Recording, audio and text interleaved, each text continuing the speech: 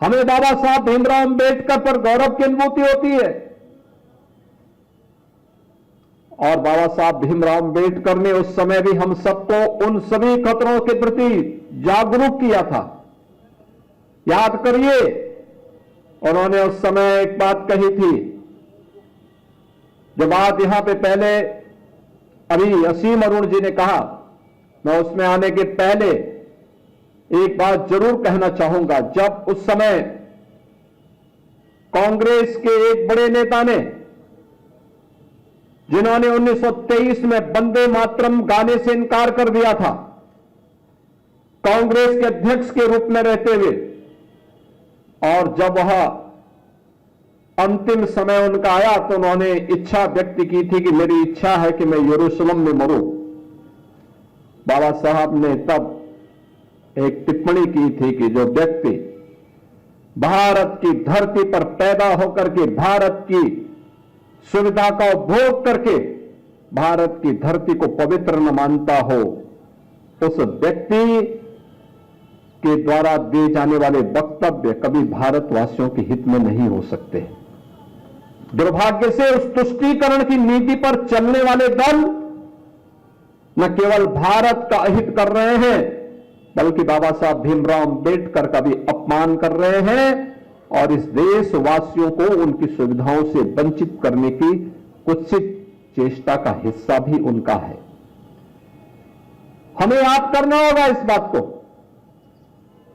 कि बाबा साहब भीमराव अंबेडकर ने आज जो भी सुविधाएं और जो भी संपन्नता आपको प्राप्त हो रही है, ये सभी कुछ उनकी प्रेरणा है।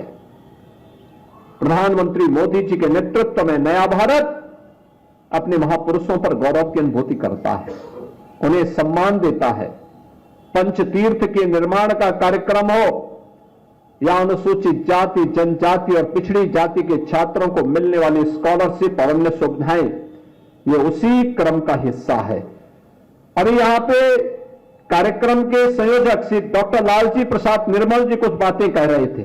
उनके द्वारा कहा जा रहा था कि जो चतुर्थ श्रेणी के कर्मचारी हैं या संविदा के कर्मचारी हैं, सफाई कर्मचारी हैं, उनको उचित मानदेय मिले। हमारी सरकार ने तय कर लिया है, हमारी सरकार ने तय कर लिया। उसके लिए हमने एक कारपोरेशन का गठन भी कर लिया है और मुझे लगता है कि अगले 1-2 महीनों के अंदर ही यह सुनिश्चित हो जाएगा कि हर चतुर्थ श्रेणी के कर्मचारी को, हर सफाई कर्मचारी को, हर संविदा के कर्मचारी को न्यूनतम मानदेय देने की गारंटी सरकार उसको उपलब्ध करवा देगी।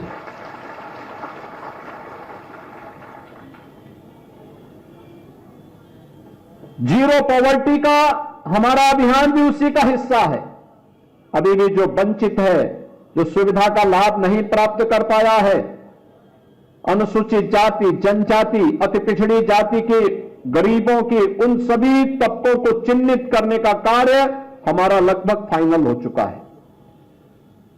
इस समय उनके किसी के राशन कार्ड बन रहे हैं, किसी के लिए पेंशन के कार्ड बन रहे हैं, किसी को अन्य सुविधाओं का लाभ उपलब्ध करवाया जा रहा है और जिसके पास आवास नहीं होगा उसको आवास की सुविधा देंगे, जिसके पास आयुष्मान का कार्ड नहीं होगा उसको 5 लाख रुपए की आयुष्मान की सुविधा का लाभ उपलब्ध करवाएंगे। लेकिन कोई भी गरीब, कोई भी वंचित, अभावग्रसित नहीं रहेगा। उसको सभी प्रकार की सुविधाओं से संपन्न बनाने का काम ये डबल इंजन की सरकार आज कर रही है और उस अभियान को आगे लेकर के कार्य करेगी। आज हमारी सरकार एक अन्य महत्वपूर्ण निर्णय लेने जा रही है और वह निर्णय है कि उत्तर प्रदेश के अंदर जहां जहां भी बाबा साहब भीमराव अंबेडकर की मूर्तियां लगी हैं,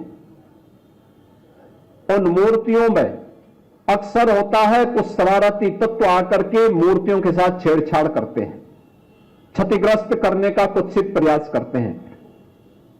अब हमारी सरकार एक व्यवस्था बनाएगी, उन मूर्तियों की एक बाउंड्री वाल बना करके उनकी सुरक्षा की व्यवस्था करेगी। मूर्ति को जहां पर ऊपर से छत नहीं है तो उसके ऊपर एक छत्र लगाने का काम करेगी, जिससे सुरक्षित और सम्मानजनक ढंग से बाबा साहब भीमराव अंबेडकर की मूर्ति की सुरक्षा सुनिश्चित होगी। हर मलिन बस्ती को, हर दलित बस्ती को, अनुसूचित जाति बस्ती को, जनजातीय बस्तियों को हम कनेक्टिविटी के साथ जोड़ने के कार्यक्रम को, जो अगर बच गया है, यद्यपि ग्राम्य विकास विभाग ने, नगर विकास विभाग ने इन कार्यक्रमों को पूरा करने का काम किया, लेकिन फिर भी अगर कोई बचा होगा उसको हम पूरी तरह कनेक्टिविटी के साथ जोड़ने का कार्य करेंगे। इस विश्वास के साथ मैं आज एक बार फिर से बाबा साहब भीमराव अंबेडकर की इस महापरिनिर्वाण दिवस के अवसर पर उनकी स्मृति को नमन करता हूं।